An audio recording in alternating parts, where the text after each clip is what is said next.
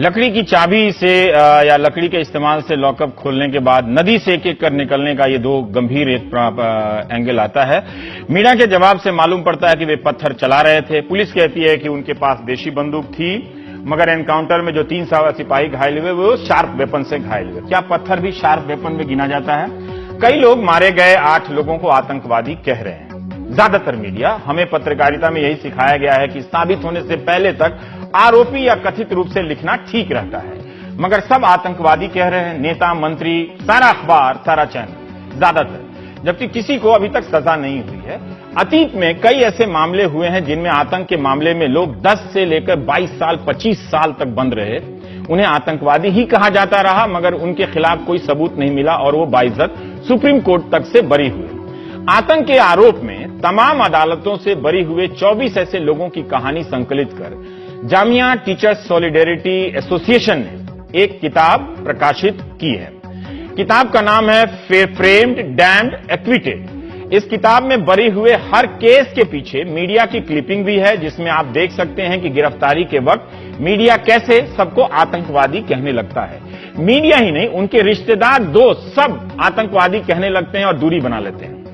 आप हमारे स्क्रीन पर इस वक्त अब आगे देखेंगे 2 तस्वीरें। एक तस्वीर उस नौजवान की है जब वो 20 साल का था 1994 में, और एक तस्वीर 31 मई 2016 की है जब वो 43 साल का होता है।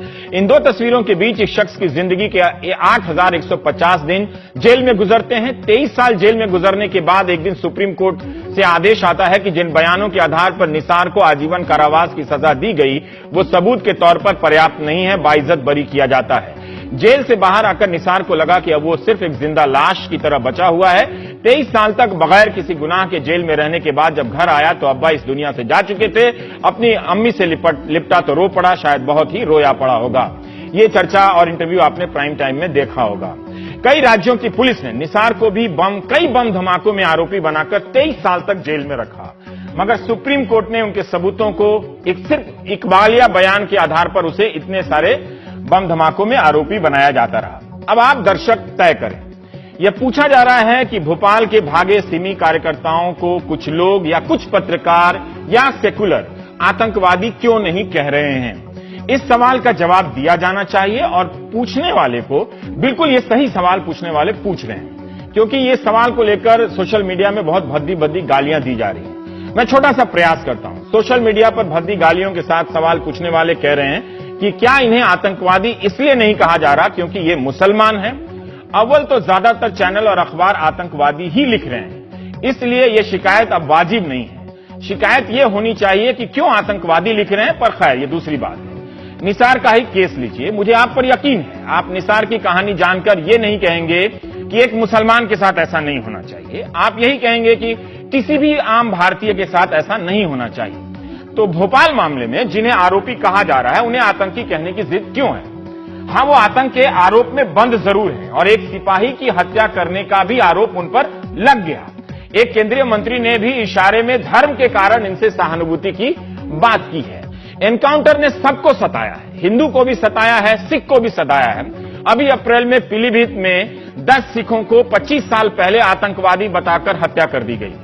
अब 47 पुलिसकर्मियों को सजा हुई है उस मामले में। आदिवासियों को भी और न जाने किस किस को एनकाउंटर का सबब सितम सहना पड़ा है। हाल ही में इंडियन एक्सप्रेस में एक खबर छपी थी, लखनऊ से मनीष साहू की यह स्टोरी थी।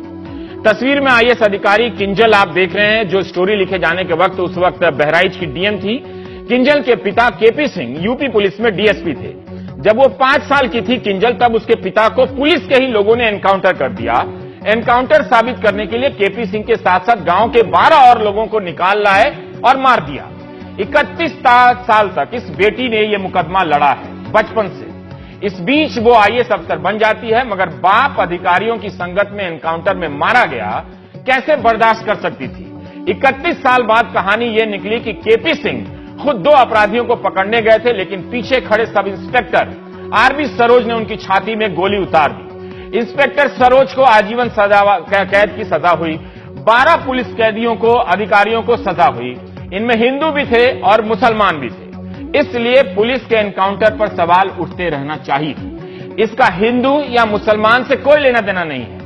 नहीं तो पीलीभीत के उन 10 सिखों से को आप क्या कहेंगे जिन्हें आतंकवादी बताकर 47 पुलिसकर्मियों ने मार दिया। इसका मतलब यह नहीं कि भोपाल जेल से भागने वाले अपराधी निर्दोष हैं। जब तक आरोप साबित नहीं होता तब तक वे निर्दोष भी नहीं हैं। लेकिन एनकाउंटर पर सवाल क्यों नहीं किया जा सकता है? जेल से कैसे भागे क्यों नहीं सवाल हो सकता है? रमाशंकर यादव की हत्या कैसे हुई यह सवाल क्यों नहीं हो सकता है? हमने यह भी देखा कि मालेगांव बम धमाके की आरोपी साध्वी प्रज्ञा सिंह ठाकुर के बारे में मीडिया ने कैसे लिखा। अव्वल तो हम आरोपी लिखता है या आतंकवादी लिखता है, हम सारे अखबारों को स्कैन नहीं कर पाए, वक्त नहीं था। लेकिन इंडियन एक्सप्रेस की हेडिंग आपको दिखाते हैं। इसमें सीधे पूरा नाम लिखा है। हेडिंग में आरोपी भी नहीं लिखा है, आतंकवादी भी नहीं लिखा है, साध्वी प्रज्ञा सिंह ठाकुर लिखा है। और ये टाइम्स ऑफ इंडिया का आपको हेडिंग दिखाते हैं कि जिसमें सिर्फ साध्वी प्रज्ञा सिंह ठाकुर लिखा गया है, एसपी पुरोहित लिखा गया है, न टेरर एक्यूज लिखा गया है, न ही आतंकवादी लिखा गया है। तो क्या यह जिद ठीक है?